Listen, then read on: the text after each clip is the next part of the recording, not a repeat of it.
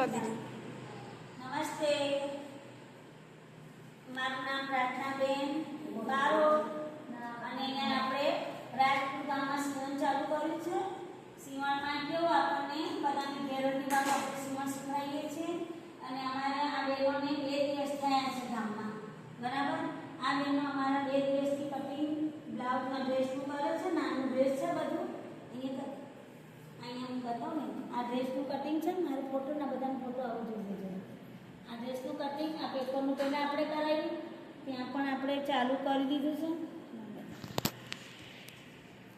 આ આપણે અહીંયા ડ્રેસનું કટિંગ કરાવ્યું. જુઓ, આપણે પહેલા દિવસમાં એમને 2 દિવસમાં સરસ આટલો એમને આવડી ગયું છે. અને આ અમારા બધા મશીનો છે. તમારા બધા બહેનોને અમારા ગેરંટીવાળું સીવણ શીખવામાં આવે છે. હિંમતનગર પણ મારું સીવણ ચાલુ હોય છે.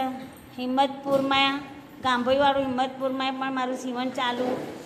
આ બહેનો અમારા મશીન પર જુઓ, અમારું બધું પોતાનું સામાન છે. અને સીવણ ક્લાસમાં આપણે પહેલાં બાયનું શીખવાડીએ છીએ. બાયનું શીખવાડ્યા પછી આ નાનો ટોપ અને લેગીસ આપણે કરાવીએ છીએ. જો કોઈ બહેનોને પણ સીવણ શીખવું હોય તો મને મારા નંબર પર રિંગ કરી શકો છો. અમને અહીંયા સરકાર તરફથી આપણને હોલ બી મળી ગયું છે. ગામમાં ડેરીના ઉપર છીએ, રાજપુર ગામ છે. અને અત્યારે મારી 3 સીવણ ચાલુ છે. ગેરંટીવાળું સીવણ કરાવવાનું અને મારું લેજો. જો બેન, આપણે ગેરંટીવાળું સીવણ શીખવાનું છે. એમાં લખવાનું, દોરવાનું, ચોપડા, ડાયાગ્રામ કરવાનું કશું આપણે કરવાનું નથી. આપણે ડાયરેક્ટ તમે બોડી માપથી શીખવાનું છે. મારે 35 વર્ષથી અનુભવ સીવણનો છે. 35 વર્ષથી હું ગામડામાં ફરું છું. 2 મહિના અને 2 કલાક આપણે સીવણ શીખવામાં આવશે, બરાબર. આમાં લખવાનું નથી એટલે સમય તમારે કોઈનું પકડવાનું નથી. પણ 2 કલાક તમારે આવી જવાનું. રવિવારની રજા હોય છે. ગેરંટીથી તમારે કોઈ બીજી બહેનોને પણ બોલાવવું હોય તો તમે બોલાવી શકો છો, બરાબર ને. અને તમારે જો 2 મહિના પૂરા થઈ જાય, તમારે સર્ટી લેવું હોય સીવણનું તો સર્ટી મળશે. સર્ટી મળ્યા પછી તમને મશીન મળશે.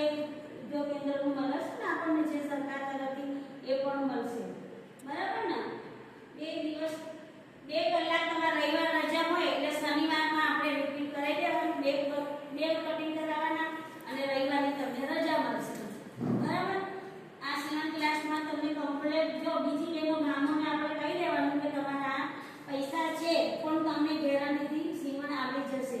સમય બગાડવાનું નથી. 2 કલાક જ આવવાનું છે આપણને, બરાબર ને. ઓકે. આ વિડીયો તમને સરસ લાગ્યો હોય તો શેર કરજો, સબસ્ક્રાઇબ કરજો.